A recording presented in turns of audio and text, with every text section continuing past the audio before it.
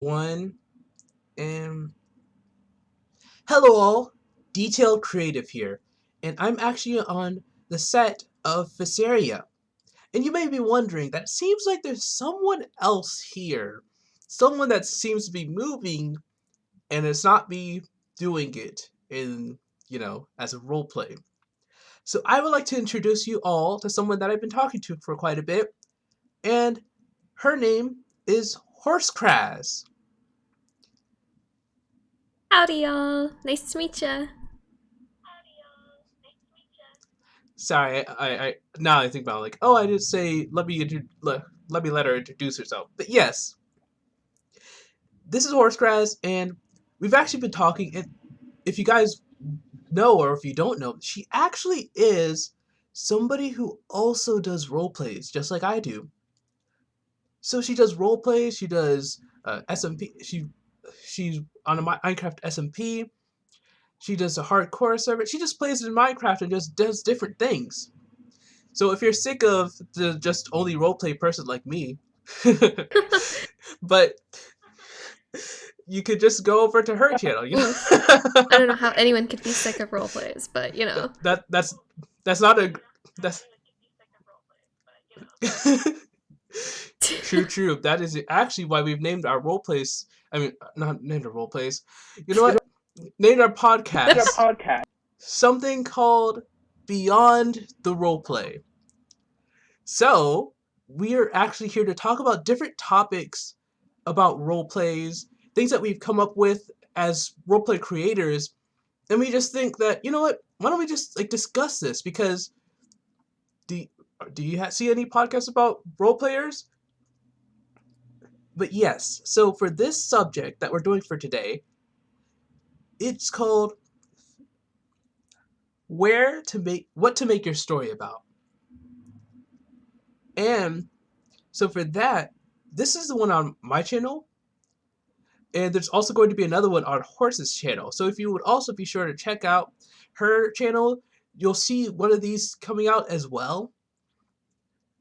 So, when you think about it, you really are interested in the idea of making a role play. You've seen it, you've wanted to make one, you have the characters in your mind, you have the story, you see it all happening, you see the castle, you see the sci-fi building, you see all these different things.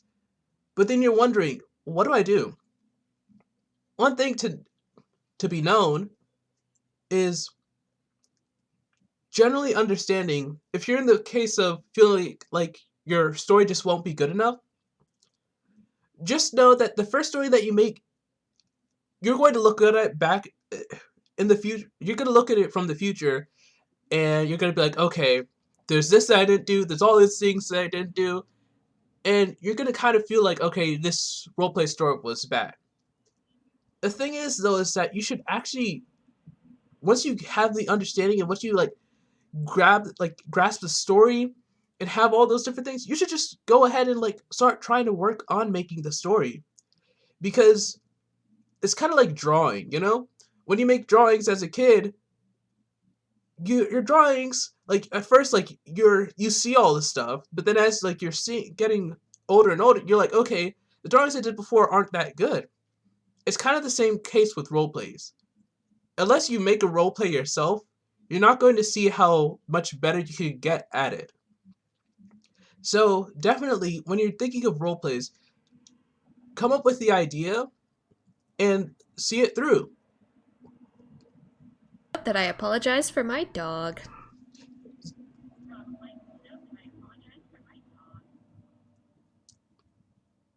Oh, well, I actually don't hear your dog. Oh, but the recording picked it up, so. Oh, I see. Sorry. Well, we welcome dogs here. Dogs are great. So, Horsecast, what do you think about the topic of what to make your story about? I definitely agree with you. Sometimes the best feature of any creative aspect, any creative thing that you're doing, is complete. Because honestly, that's the hardest step. And once you've done it, you can look at it and you can see what you can improve on.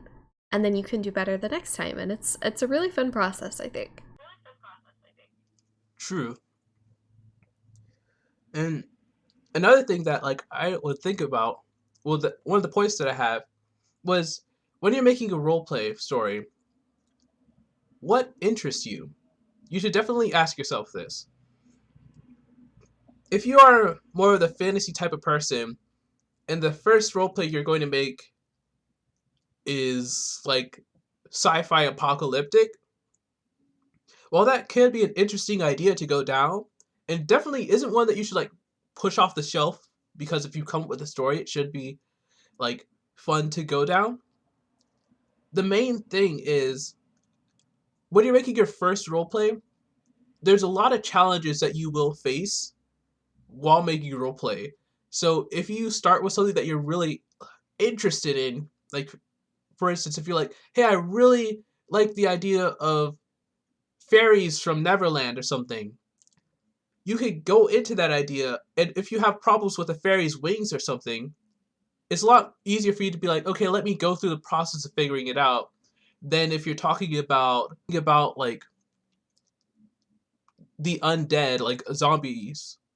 Like it is something that once you start understanding more about role plays, you'll be able to go through different other genres. It's just for the first one, you definitely really want to do what interests you the most, so that you could kind of have that drive that, hey, I really like the story that I'm doing. I really like all the parts of it, so that will encourage you to keep going ahead with the story.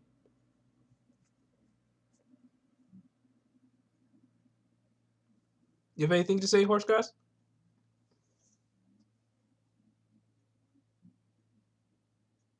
I definitely agree with all of the points that you're bringing up. And go. Another thing that I want to draw a little bit more attention to is the antagonist. A lot of people don't put quite as much effort or thought into their antagonist, which is a huge mistake because they're such a big part of the story and your hero's character development. A lot of people kind of just decide that the bad guy is bad because the bad guy is bad because that's bad. And that kind of circular reasoning doesn't lend for a very interesting conflict or story in general. A good antagonist is an antagonist that thinks that they're good, that there is a reason that they are doing what they're doing, and they think their reason is correct. Yes, I have to really agree with that, Horsecraz, because for the most part, when it comes to antagonists, as she's saying, you have to put, well, it's very good to put a lot of thought into your antagonist. Because yes, once you're first making the idea of an antagonist being evil because the antagonist is evil may sound fun, but then over time, once you start fleshing out your characters, you start realizing that a pure evil character that just like burns streets for fun isn't necessarily doesn't necessarily give as much impact as someone who has gone through so much trauma that feeling like burning the streets is a good idea, and going along that passage would make for a lot more interesting character. Because if you can make a character that seems like after following the wrong choices and getting like being at a bad situation and then doing the wrong choices could get you to this point, rather than I just woke up one day and I just felt like destroying a village, that can allow for the viewers to have much more understanding of the character. Like for instance, in my role plays, I did notice that for a time that I did have a few characters that I just made evil just because they were evil. And when I actually decided to come up with the reasoning why a character would do such a thing, it ended up being a lot more to, well, once you understand it more, you're like, okay, this character it's a lot dark. Like the once you understand the psychology of the character, you're like, this character was trying but things happen.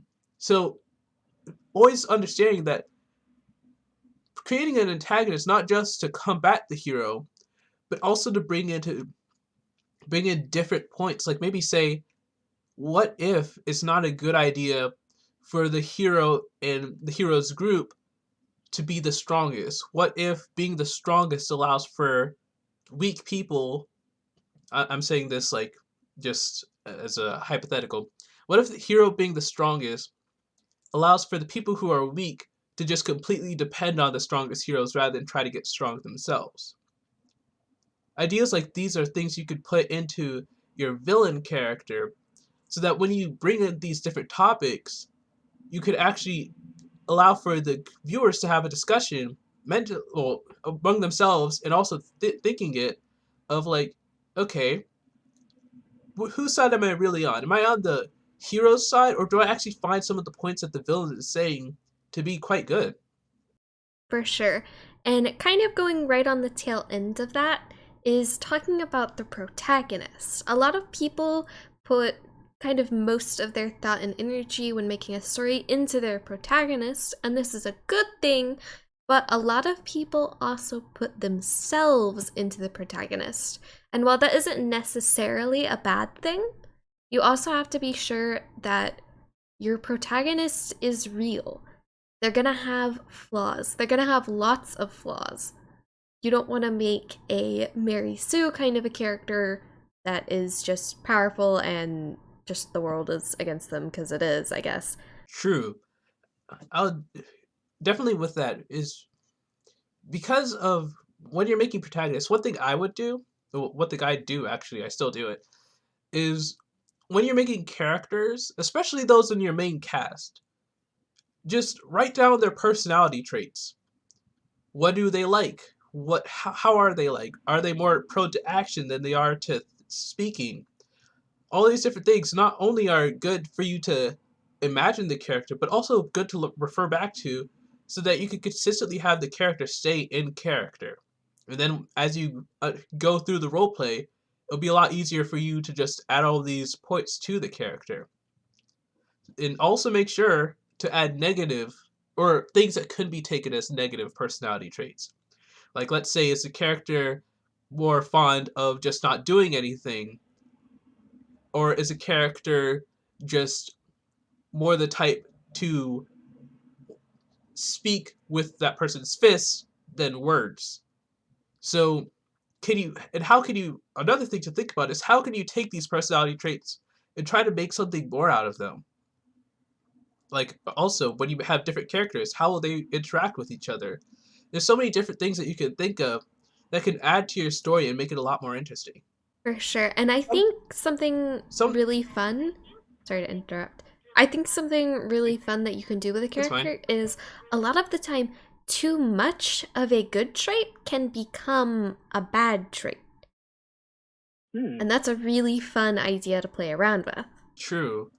Like for instance, a character who is so gung ho on getting his task done can get to a point where when the rest of the group needs to wait for a time period, this character goes forward and ends up causing trouble. Kind of impatience being brought into it.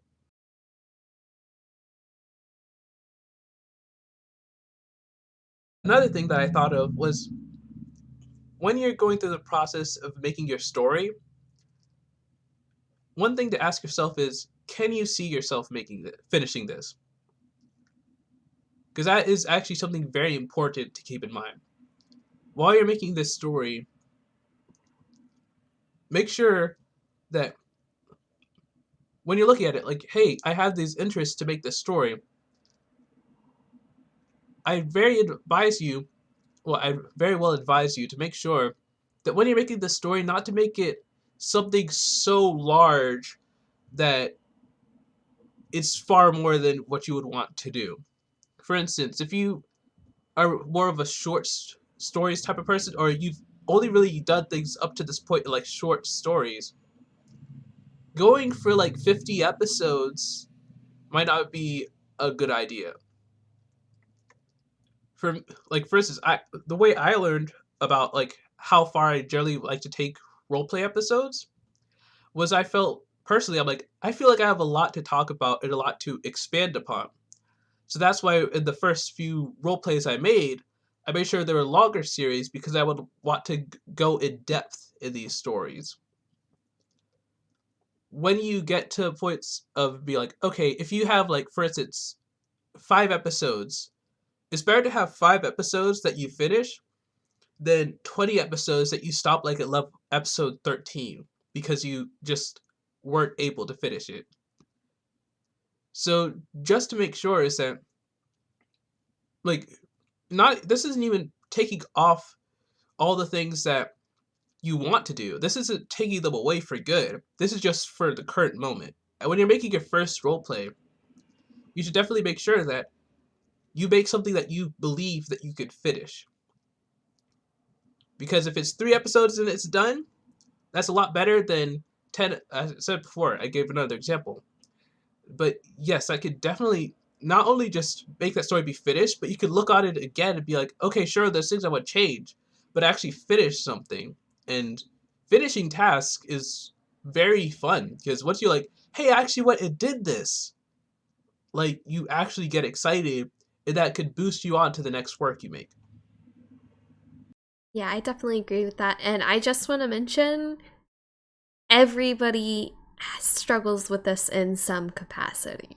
Some more than others, but like your favorite content creators, your favorite YouTubers, even us, we all struggle with that a little bit.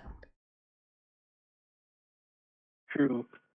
True, because like I've been making Viserious. That's been my first role play, and the funny thing about that one is there's been so many times where I've had to pause for quite a while because of just what I wanted in the role play. There's like I have a plan of how many episodes I want for it to be and how I want to finish. It's just once you get to the point of okay, now I've got to make a settlement area like a village or something like that. Those could be things that kind of like deter you from finishing your story. But I think I'm pretty spent on things to say. Do you have anything more, Horsecraz? I've got one more that we can talk about. A lot Okay. of people kind of skip over and forget this, so it's kind of funny that it wound up the last thing that we're going to talk about, but world building. World building is super important, and it's a great way to kind of get to know your story better. Sometimes with enough world building, you'll find that your story kind of writes itself, which is honestly really cool and really fun. True. I would definitely agree with that, Horsecraz, because when you're making the world, it's very fun because this is like, for instance, this is Minecraft. We could build anything we want, right? We could have all the people. We could even, using mods, make like a whole village of wyverns if you wanted to. Basically, with Minecraft, there's so many mods here that the sky is basically the limit. There's so many things we can do. So when it comes to world building, it's very important to be like, okay, one thing is if you're doing fantasy, how does the magic exactly work? What type of magic is it? Is it something that requires the characters to hold like a staff or something? Is it something that comes from within the characters? Different things like that are part of world building. But not only that, if you go into like the sci-fi, how does everything work? How is it practical? Like you may decide to put everything on a bunch of like wheels, but then also at the same time you could find a way to be like, okay, how do I want this to work into the story? Is it that the sci-fi world has a bunch of they're nomads and they use these wheels to go to different places? Once you go into the world building part, you not only make it interesting for those who are viewing it, but you also make it interesting for yourself. Because after all, if you build a village and you put in the culture of the village, you build, and it's like if it's specifically just like the role play is just about a village, and you put in the culture, you put in what they wear, you put in who they are, all those different things, into that village, it allows for even just a village. Like, you don't have to make any more than a village. You could make that whole story about that, and that would draw people to it because there's so much more inside of the story. Definitely, for sure. And I find a lot of the time that if you world build enough, a lot of the time, certain things that you weren't sure how you wanted to do, or things like that when it comes to your story, are kind of filled in because of how much you world built. Hmm. Yeah, I think I see what you're meaning.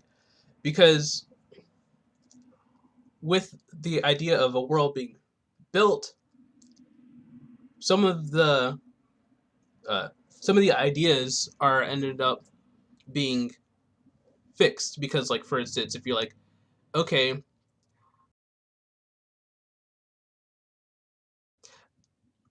I can't put it into words, I'm sorry. No, I get what you mean. Anyway, okay, so with this we have, there's, this isn't the only podcast that you can find. It's also one that can be found on Horsecraz's channel. And that one will be also called Beyond the Roleplay, that she'll be filming on her set of her different role plays. And I'll also be there, and we'll be talking about different things. So definitely be sure to go and check Horsecraz's channel out. Especially because, well, she seems like such a fun person, right? Aww. But yes, I'm very glad that you guys watched this. And until next time, hope that you all stay creative. Bye.